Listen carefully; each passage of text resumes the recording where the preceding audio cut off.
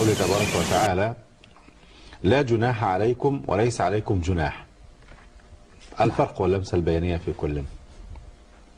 طبعا لا جناح عليكم جملة اسمية، لا نفي للجنس طبعا، وجناح اسمها نعم، واسمها وخبرها جار ومجرور اللي هو عليكم. عليكم. طيب، ليس عليكم جناح جملة فعلية، ليس فعل ماضي ناقص من أخوات كان. طبعا، نعم، كانوا وأصبحوا أمس وصار وليس. إذن لا جناح عليكم جملة اسمية، ليس صحيح. عليكم جناح جملة فعلية. وقاعدة عامة الاسمية أقوى من الفعلية.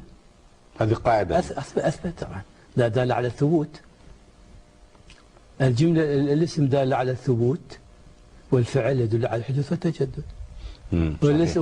والوصف بالاسم أقوى من الوصف وأدوم من الوصف بالفعل.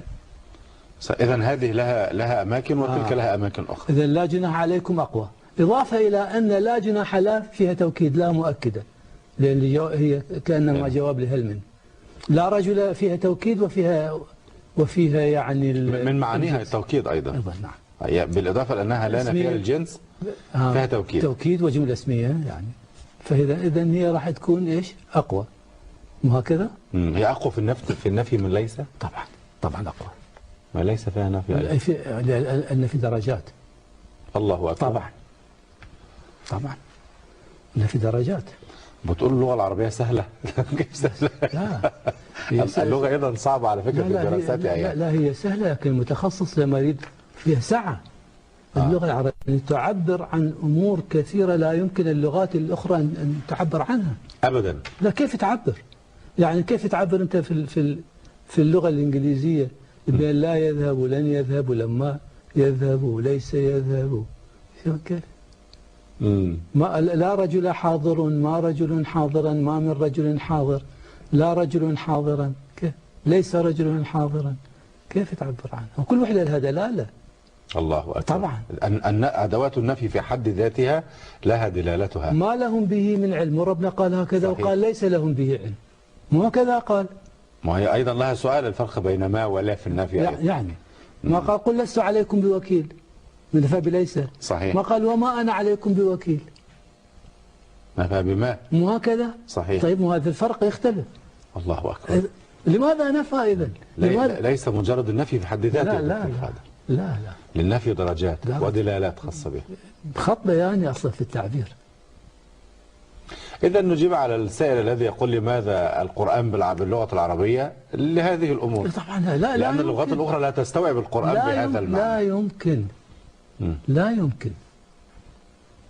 جيد. يعني محمد حاضر، لا محمد حاضر، إن محمدا حاضر، إن محمدا لحاضر، إن محمد لحاضر. كيف تعبر عنها كل وحدة لها دلالة، كيف تعبر عنها؟ مع أن كل الجمل تدل على حضور محمد. يعني. لكن هذا خط بياني في التعبير والتوكيد. كيف تعبر عنه؟ الله أكبر. بارك الله فيك. هذا شيء عجيب، وفي القرآن صحيح إن هذا شيء عجيب، إن هذا شيء عجاب. كيف تعبر عنه؟ عجيب وعجاب. طبعا. واللام بدون اللام، هذا شيء عجيب، إن هذا لشيء عجيب، إن هذا لشيء عجاب. كيف تعبر عنه؟ صح. مساحة تعبيرية واسعة هائلة، يتبعها مساحة من المعاني هائلة، وهي موجودة في بعض الحالات يترتب عليها أحكام. طبعا. وهي موجودة في واقع الحياة. زي كيف تعبر عنها باللغات الأخرى؟ صعب حقيقة، صعب. بهذا الذي نراه صعب، لا بد أن يكون بالعربية يعني. بارك الله فيك. إذا لا جناح عليكم وليس عليكم جناح، هذه اسمية وتلك فعلية. الآن نضرب يعني أمثلة. نضرب أمثلة حتى ننظر كيف يقول ليس عليكم جناح وكيف يقول لا جناح عليكم. حاضر، تفضل.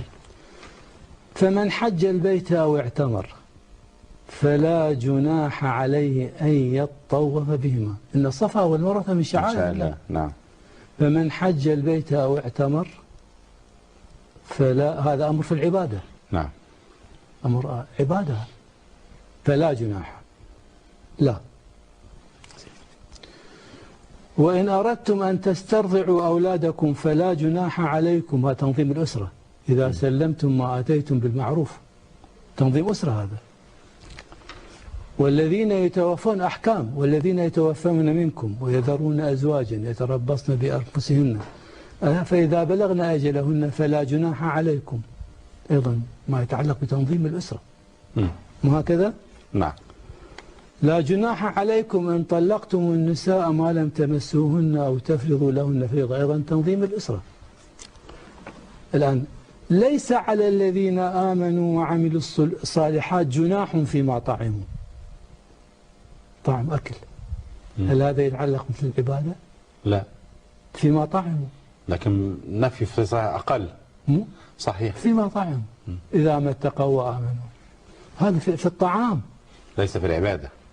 ليس عليكم جناح أن تدخلوا بيوتا غير مسكون فيها متاع لكم. هذا مثل العبادة لو مثل الأحكام؟ لا لا لا، صحيح. ليس عليكم جناح أن تأكلوا جميعا أو أشتاتا. صحيح، ليست في العبادة أيضا.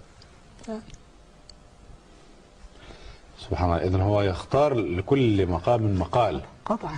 حتى لو كانت الدلالة واحدة هي النفي، لابد أن يميز ويغير بين الأدوات الموجودة. طبعا. العربي كان يفهم الفرق. قطعا. شو كيف لا يفهم؟ سبحان الله، كيف لا يفهمه؟ طبعا، ويفهم أكثر مما نفهم، ويعلم أكثر مما نعلم في لغته. ويعلم أن لا نافية أقوى من ليس، ولها درجات وكل هذه الأمور. لغته.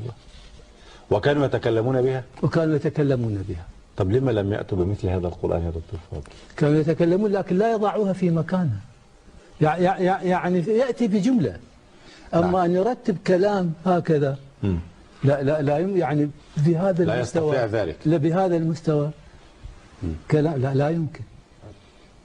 ولذلك هم قالوا يعني ما أي كلام من القرآن بمقدار أقصر سورة هو معجز.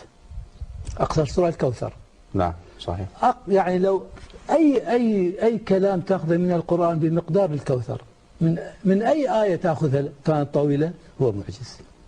يعني هو كيف يجمع كل هذه الأمور، هذا الحشد الفني الهائل، الحشد البياني في هذا. صحيح. يعني صحيح. يعني السؤال، يعني إذا كانوا يفهمون هذه اللغة ويستخدمونها ويتحدثون بها ويفهمون آي القرآن الكريم، فلما لم يتكلمون؟ لا يستطيعون. لا يستطيعون طبعا. سبحان الله، بهذا الجمال وهذا البيان وهذه العظمة. أنا ذكرت مرة يعني أمر هنا قبل، ليست مدة بعيدة يمكن. نعم. قبل كم أذكر أستاذ يمكن لا يزال موجود في جامعة في بغداد، يقول للطلبة، يقول لهم لماذا الكلام، لماذا القرآن معجز؟ هو العرب هو مفرداتهم مو هكذا، وكلامهم يفهموا لماذا معجز. وهذا الأستاذ يدرس أدب، هو اللي قال هذا. أدب عربي. أدب عربي. والذي رد ماذا يدرس؟ لغة. طيب. قال هو هذا مدرس الأدب ألا يفهم كلام المتنبي؟ ألا يشرحه؟ يفهم.